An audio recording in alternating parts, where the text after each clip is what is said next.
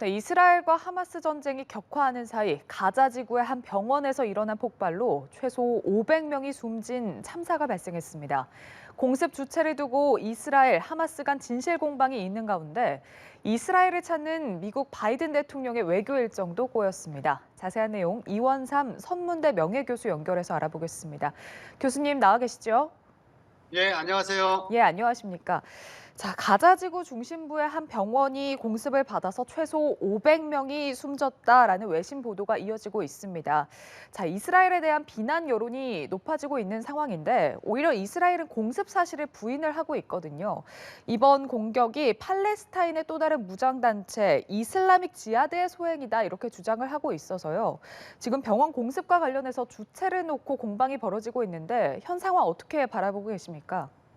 근데 이 전쟁이 시작되면서부터 가장 우려했던 게 바로 이런 현상들이었었거든요. 그러니까 이스라엘이 가자 지구로 진군한다라고 했을 때, 지상전을 한다고 했을 때 이런 사태들이 벌어질 수 있을 것이다라고 하는 겁니다. 그러니까 일반적인 지금 여론은 그 이스라엘이 자신들이 안 했다는 확실한 증거를 제시하기 전까지는 아마 이스라엘이 했을 거라고 다들 이제 추정하고 극렬한 이제 반 이스라엘 내지는 반전 여론이 이제 굉장히 이제 심해질 거거든요. 특히 예. 아랍 쪽은 뭐 지금 거의 전 이제 나라가 다 시위가 일어나고 있는 그런 상황입니다. 그리고 지금 이거는 서방 쪽에서도 유엔을 비롯한 여러 군데서 지금 강한 비난 방송을 하기 때문에, 그러니까 물론 뭐 이스라엘은 아니라고 지금 얘기를 하고 있는데 이제 그것이 조금 지나봐야 이제 밝혀질 것 같습니다. 예.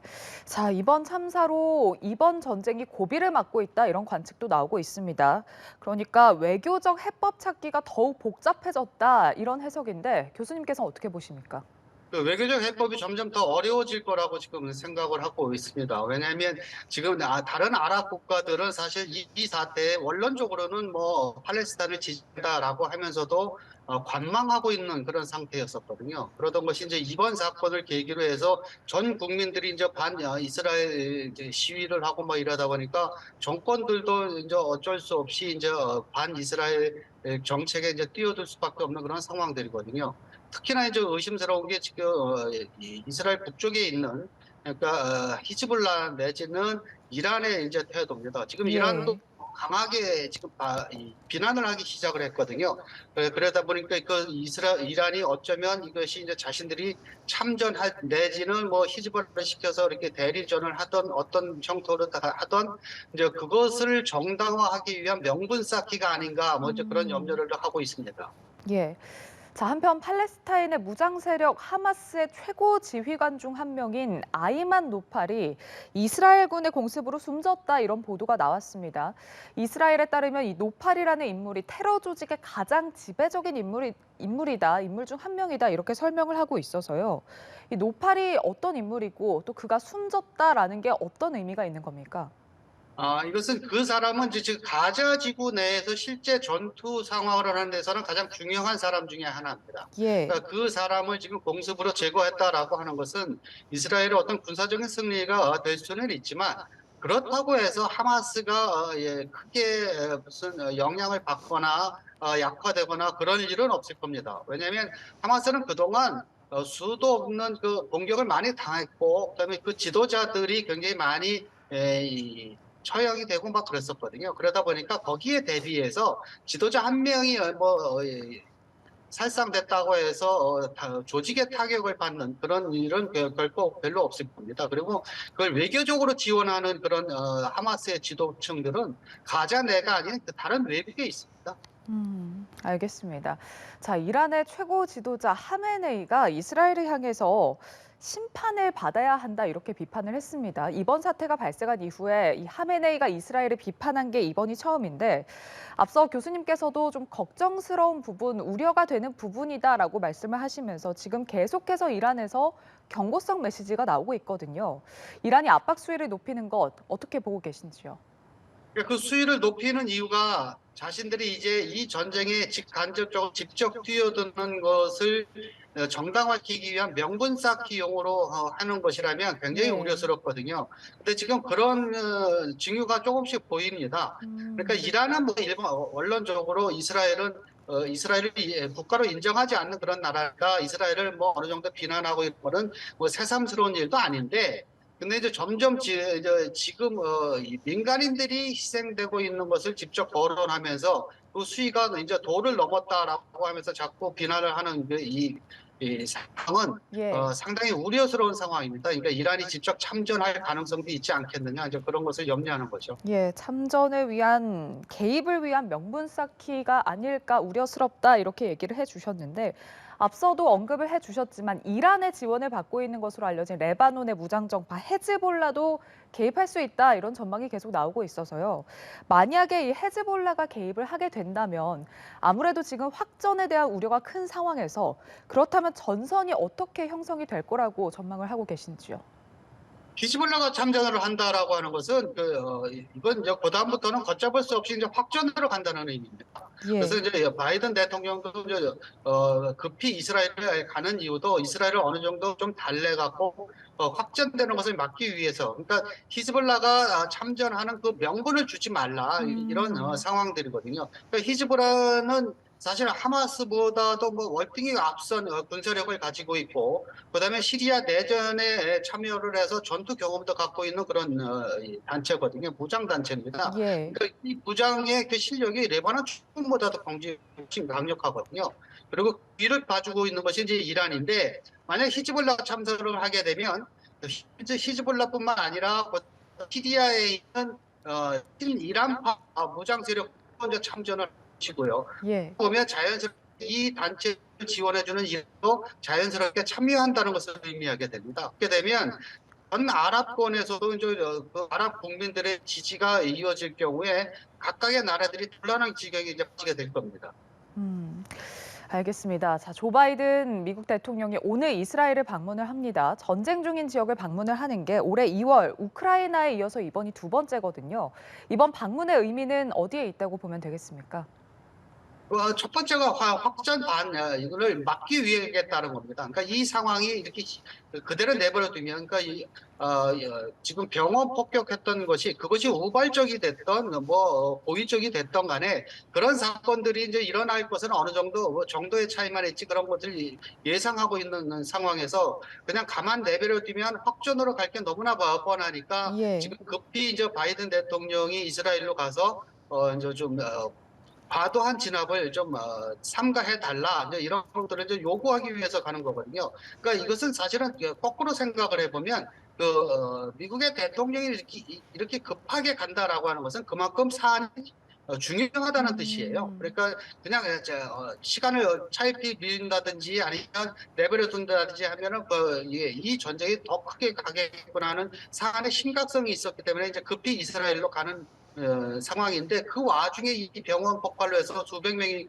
지금 사망했다라고 하는 악재가 터지는 바람에 이게 예. 이제 과연 어떻게 정리가 될 거냐. 사실은 굉장히 거기에 지금 관심들이 많거든요. 그렇지 않았으면 이스라엘이 가자로 진입하는 기정사실화 되어져 있었고, 그러면 이제 전쟁이 점점 커질 것이다 이렇게 보고 있었는데, 이것을 바이든 대통령이 얼마나 진정시키고 막을 수 있는지 거기 지금 관건이 달려 있습니다. 예. 자, 앞서 미국이 이스라엘의 방어권을 인정을 하면서도 인도적인 부분, 인도적 문제를 계속해서 강조를 해왔거든요. 때문에 이번에 가자지구 주민 대피를 포함해서 인도적 문제 해결 방안에 대해서도 의견을 낼 것으로 보인다. 이런 전망이 나오고 있습니다.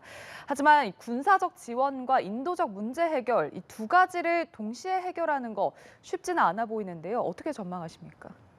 인도적인 지원이라고 하는 것은 민간인들을 가자 남쪽으로 대피를 시키고, 그다음에 거기와 국경을 맞대고 있는 이집트 쪽으로 피난을 가게끔 만드는 거거든요. 예. 그러니까 그 길을 터주자라고 하는 건데, 이게 사실은 쉽지 않습니다. 그러니까 이집트의 허가가 있어야 되고 이스라엘의 허가가 있어야 되는데, 양측 다 지금 다 부정을 하고 있습니다. 그러니까 이스라엘 입장에서는 그렇게 피난민들이 이집트 쪽으로 빠져나가게 되면 거기에 하마스 대원들이 섞여서 갈 수도 있고, 아니면 역으로 무기가 하마스로 공급될 수도 있다 해서 지금 그것을 반대하고 있고요. 이집트 쪽에서도 보면 한꺼번에 수만 명이, 아니 이건 수만 명이 더 될 겁니다. 완전히 오픈이 됐다라고 하면 50만, 100만이 정도가 확 내려올 수도 있는 거기 때문에 예. 그것을 감당할 능력이 안 됩니다. 경제적인 능력이. 그러다 보니까 이집트로서도 이제 굉장히 지금 곤란한 상황이 있고, 단 이집트에서는 그 대신 하마스로 들어가는 구호품 이건 좀 하게끔 해주자라고 하는데 그마저 지금 이스라엘에서 거부하고 있습니다. 예. 자, 바이든 대통령이 당초에 요르단 암만을 방문을 할 예정이었는데 방문 직전에 취소를 했습니다. 요르단과 이집트, 팔레스타인 지도자를 만나는 외교 일정이었는데 아무래도 말씀을 하신 것처럼 병원 공습이라는 이제 사건이 터지면서 예기치 못한 사건이 터지면서 방문 일정이 취소가 되거나 지금 연기가 된 상황이거든요. 미국의 전략, 바이든 대통령의 구상에 어떤 변화가 있을지, 어떤 영향을 줄 건지, 그리고 이게 어떻게 정리가 될 건지 교수님께서 어떻게 전망하시는지요? 그걸 뭐 아무도 멈출 수 없는 거죠. 그러니까 지금 사실은 바이든 대통령이 가서 상당히 좀 긍정적인 변화가 있을 것이라고 기대들을 예. 하고 있었거든요.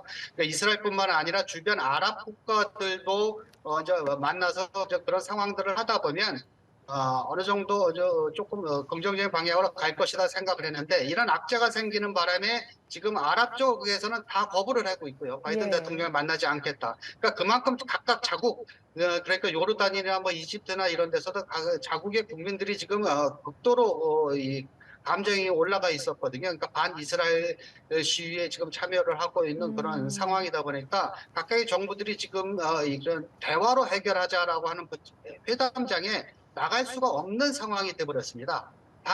이제 이스라엘에 가서 바이든 대통령이 이제 이스라엘한테 얼마만큼 양보를 얻어낼 것인가라고 이제 관건인데 그 양보가 어느 정도 좀 많이 이루어진다면 그래도 이제 주변 아랍 국가들이 어느 정도 이제 진정 모드로 갈 수도 있는 그런 상황이지만 예. 지금 상태로서는 이스라엘도 굉장히 그 극도의 흥분 상태이기 때문에 그렇게까지 많은 양보를 하겠는가 하는 것이 좀 회의적입니다. 음.